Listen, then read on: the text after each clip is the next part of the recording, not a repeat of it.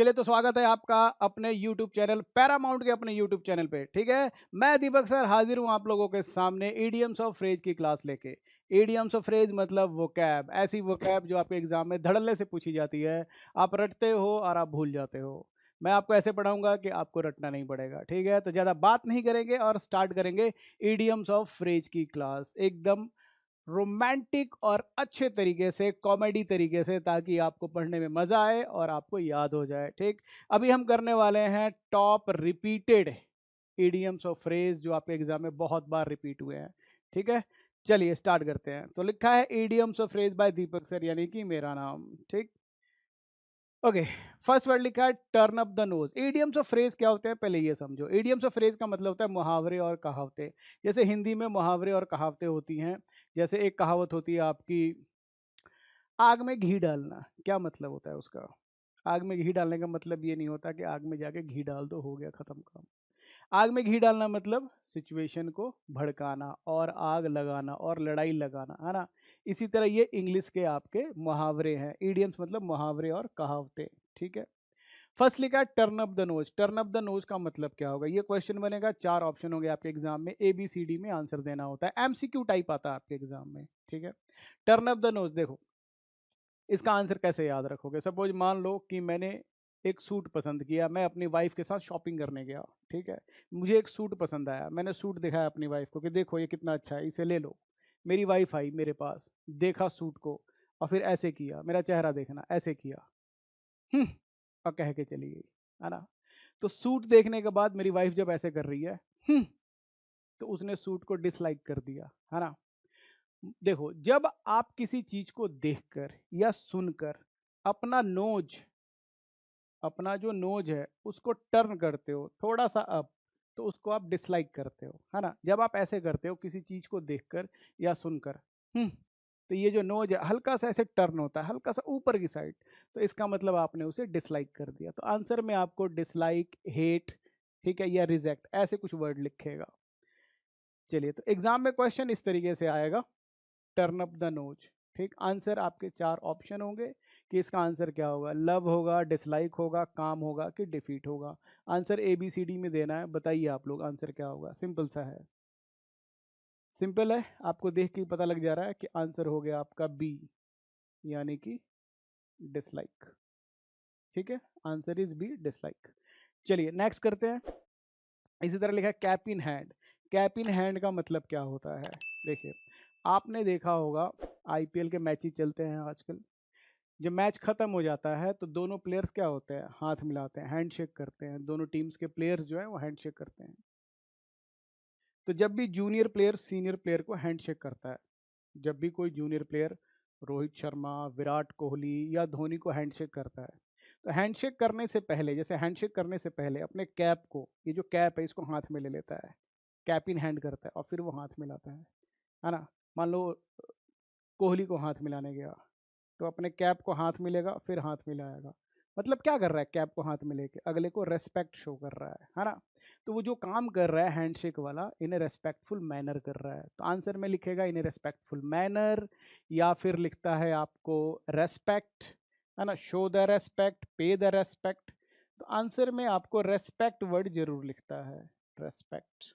ठीक है, तो कई बार ऐसे लिखता है शो द रेस्पेक्ट, पे द रेस्पेक्ट, या इन ए रेस्पेक्टफुल मैनर।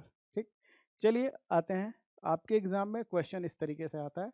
क्वेश्चन ऐसे लिखेगा कैप इन हैंड, 4 ऑप्शन देगा आपको। 4 ऑप्शन में कौन सा आंसर सही है बताएंगे। बहुत सिंपल होगा आपके लिए, 1 सेकंड लगना चाहिए, बताएंगे फटाफट। सिंपल है, आपके सामने यहाँ लिखा है रेस्पेक्टफुल। ठीक, तो आंसर इज डी। एक बार जब आप इसे पढ़ोगे तुरंत आंसर 1 सेकंड में निकालोगे, है ना। चलिए आगे बढ़ते हैं।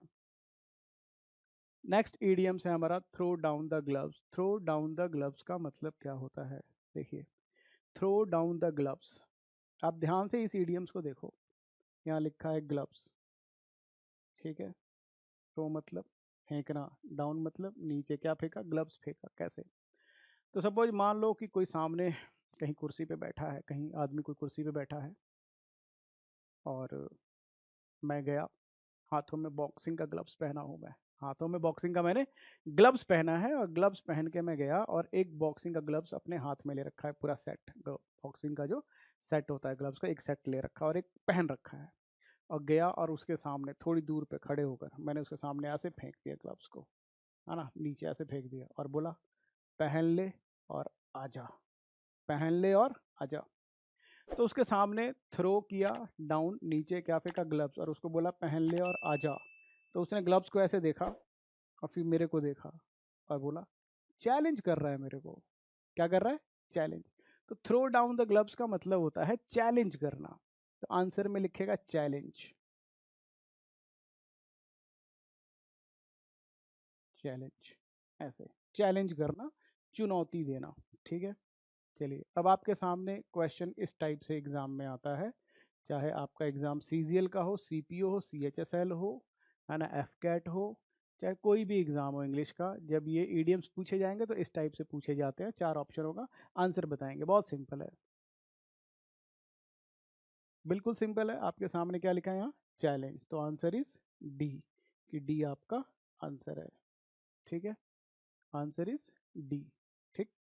चलिए आगे बढ़ते हैं। नेक्स्ट लिखा है foam at the mouth. Foam at the mouth का मतलब क्या है? Foam at the mouth, foam at the mouth का मतलब क्या है? सुनना ध्यान से। फोम का मतलब होता है झाग। ठीक। फोम का मतलब क्या हो गया?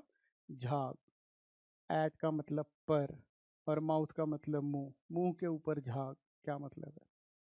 तो अगर आप लोगों ने कॉमिक्स पढ़ा हो या कार्टून देखा हो, ठीक है, कॉमिक्स पढ़ा हो या कार्टून देखा हो तो आप देखेंगे कि उस कार्टून के सीरीज में एक कहानी दिखाई जा रही है और बहुत सारे कैरेक्टर है, कुत्ता है, भालू है, गाय है, सांड है, हाथी है, बहुत सारे। वो जितने भी कैरेक्टर हैं, है ना, कहानी एक दिखाई जा रही है, उसमें मान लो कैरेक्टर है सांड। अब ये दिखाना है उस कहानी में कि इस सांड को गुस्सा आ गया है ना, गुस्सा, एंग्री। तो वो क्या करते हैं ये दिखाने के लिए कि इस कैरेक्टर को गुस्सा आ गया है, खासकर प्रिंटिंग कार्टून में बहुत होता है ये। ठीक है। तो ये दिखाने के लिए कि इस कैरेक्टर को गुस्सा आ गया, वो मुंह के पास ऐसे फोम बना देते हैं, फिर एक बड़ा सा फोम, फिर उससे बड़ा, फिर उससे बड़ा फोम बनाते हैं ना, इस तरीके से। देखो ऐसे होता है कुछ, हाँ, फिर एक फोम, ऐसे फोम बनाता है, हाँ, फिर यहाँ फोम बनाते हैं ऐसे। ये दिखाने के लिए कार्टून वगैरह में, अगर प्रिंटिंग कार्टून या आपने जो भी कार्टून आप यूट्यूब वगैरह पे देखते हो तो आपको ध्यान होगा। ठीक। तो फोम बनाते हैं मुंह के पास, मुंह के ऊपर फोम बनाते हैं, ये दिखाने के लिए कि उस कैरेक्टर को गुस्सा आ गया है। तो आंसर में लिखेगा एंग्री या गेट एंग्री, इस तरीके से। तो फोम एट द माउथ का मतलब होता है गुस्सा हो जाना। ठीक है। चलिए अब आपके सामने क्वेश्चन कुछ इस तरीके से आएगा। ठीक है। आंसर 4 ऑप्शन है, बताएंगे आंसर, बहुत सिंपल है, बहुत ही सिंपल है। Foam at one's mouth, foam at the mouth. ठीक है, सिंपल है, पढ़ के समझ में आ रहा है। सीधे यहाँ लिखा है गेट वेरी एंग्री। तो आंसर इज बी, कि बी पार्ट आपका आंसर है। ठीक है, इस तरीके से। चलिए नेक्स्ट बढ़ते हैं। नेक्स्ट लिखा है बरी द हैचे। बरी द हैचे का मतलब क्या होता है? बरी द हैचे, हैचे का मतलब होता है कुल्हाड़ी।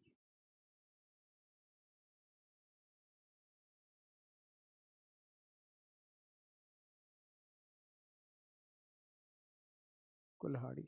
ठीक है। और बरी का मतलब होता है दफनाना।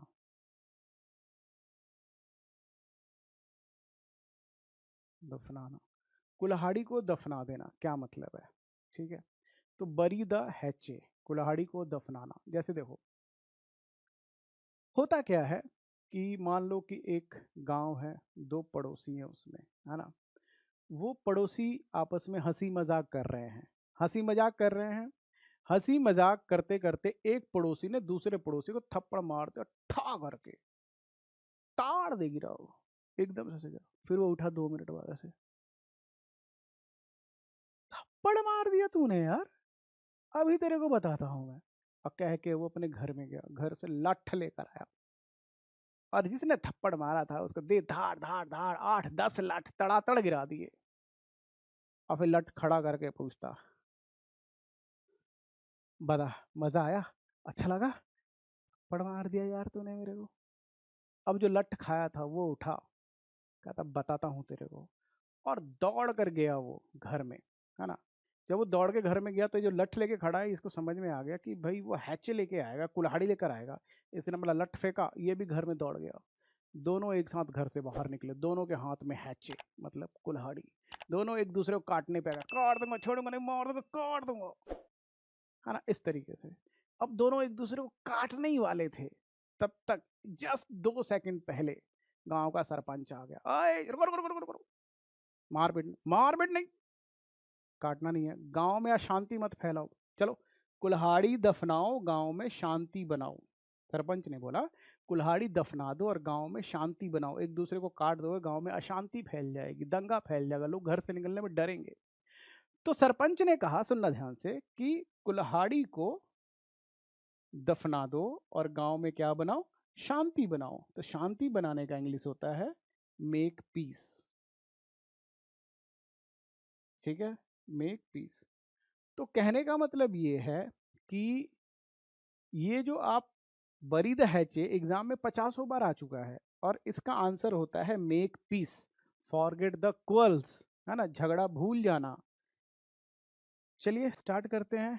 आपके एग्जाम में क्वेश्चन कुछ इस तरीके से आएगा और ये आपके ऑप्शन है। चलिए आंसर बताएंगे, बहुत सिंपल है। 1 सेकंड में आंसर आपको पहले ही दिख जाता है, मेक पीस, है ना। आंसर इज ए, आंसर इसका ए है। ठीक है, चलिए नेक्स्ट, गो स्कॉट फ्री क्या होता है? गो स्कॉट फ्री, बहुत सिंपल, देखो यहीं से पढ़ाता हूँ, यहीं से समझना, बहुत इजी है। स्कॉट, पहले तो मतलब समझना, स्कॉट का मतलब होता है पुलिस। स्कॉट का मतलब होता है पुलिस। अब पुलिस जो है किसी को लेके जा रही है सजा दिलाने, कोर्ट, ठीक है, कि सारी सुनवाई खत्म हो गई है, अब इसको सजा मिलेगी। तो पुलिस किसी को लेके जा रही है सजा दिलाने, लेकिन वो आदमी पुलिस से, स्कॉट से फ्री होकर, गो मतलब भाग गया। पुलिस से फ्री होकर गो मतलब भाग गया, ठीक है, तो बिना सजा पाए भाग गया, वो तो सजा मिली ही नहीं उसे, कोर्ट पहुंचने से पहले ही भाग गया। तो वो स्कॉट फ्री हो गया, क्या हो गया, गो स्कॉट फ्री या स्कॉट फ्री, कई बार इतना भी लिखता है आपके एग्जाम में, स्कॉट फ्री या गो स्कॉट फ्री। तो इसका मतलब है कि पुलिस से फ्री, आजाद होके भाग गया, तो बिना सजा पाए भाग गया। तो आंसर में लिखता है अनपनिश्ड, अनपनिश्ड। ठीक है, ऐसे यह लिखता है कई बार डिडंट पनिश,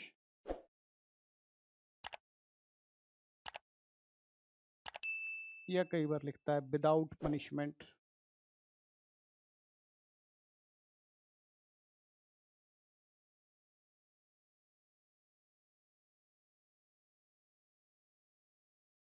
इस तरीके से, विदाउट पनिशमेंट।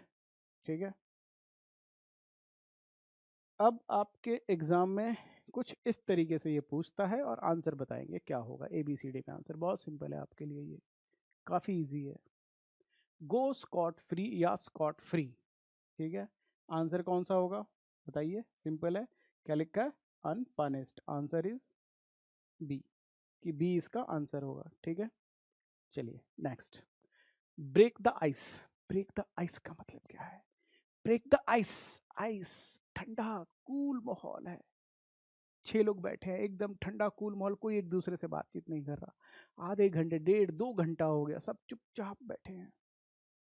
तब एक आदमी कहता, अबे यार कुछ तो बात करो यार, ये ठंडा माहौल तोड़ो यार, और बातचीत शुरू करो यार, कुछ तो बात करो। ये ठंडा माहौल, आइस जैसा माहौल, उसको तोड़ो, ब्रेक तोड़ो और बातचीत शुरू करो यार। क्या चुपचाप बैठे हुए हो यार, बिना मतलब का, सब चुप बैठे हो, बिना मतलब का बात ही नहीं कर रहे हो। ठंडा माहौल को तोड़ो और बातचीत शुरू करो। तो बातचीत शुरू करो का मतलब क्या होता है, स्टार्ट द कॉन्वर्सेशन।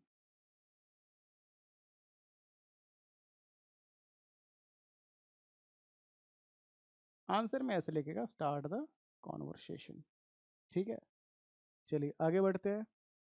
तो आंसर बताएंगे, एकदम सिंपल है, आंसर बताइए, start the conversation.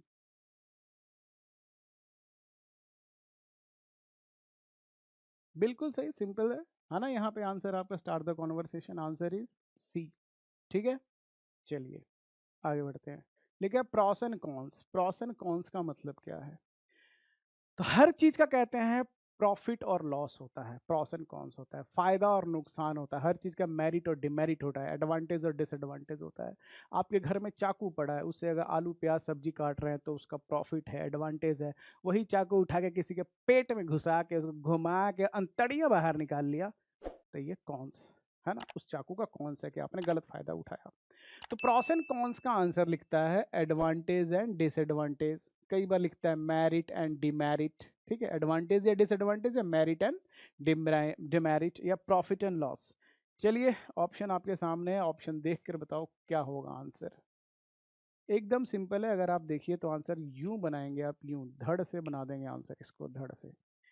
Pros and cons, answer is D, advantage and disadvantage होगा इसका आंसर। एडवांटेज एंड डिसएडवांटेज, समझ आया? ठीक है, चलिए नेक्स्ट। नेक्स्ट लिखा है स्वैन सॉन्ग। स्वैन सॉन्ग का मतलब क्या होता है? स्वैन सॉन्ग देखो, स्वैन का मतलब लिखा है हंस, स्वैन का मतलब होता है हंस। ठीक है, तो स्वैन सॉन्ग का मतलब क्या होगा कि स्वैन सॉन्ग का मतलब होता है दो हंसों का जोड़ा होता है। ठीक है, सुनना ध्यान से, ये एक सच्चाई बता रहा हूँ कि दो हंसों का जोड़ा होता है और बड़ी कड़वी सच्चाई है कि उसमें से अगर एक मर गया, मान लो एक मर गया और एक बचा, एक बचा ना, तो एक बचा तो ये भी 2 4 6 8 10 दिन में उसकी याद में गाना गाते हुए मर जाता है। दो में से इसलिए बोलते हैं दो हंसों का जोड़ा, अगर एक हंस मर गया तो दूसरा हंस उसकी याद में गाना गाते हुए मर जाता है। एक स्वयं बच गया तो उसकी याद में क्या गाता है? गाना, और गाते गाते मर जाता है। और वो जो गाना होता है उसका आखिरी गाना होता है, अंतिम गाना होता है, उसका आखिरी काम होता है ना। और गाना कौन सा गाता है? तेरे बिना भी क्या जीना ओ साथी रे, तेरे बिना भी क्या जीना। तो स्वैन सॉन्ग, वो गाना गाते हुए वो मर जाता है। वो जो गाना होता है उस स्वैन का लास्ट परफॉर्मेंस होता है, लास्ट परफॉर्मेंस।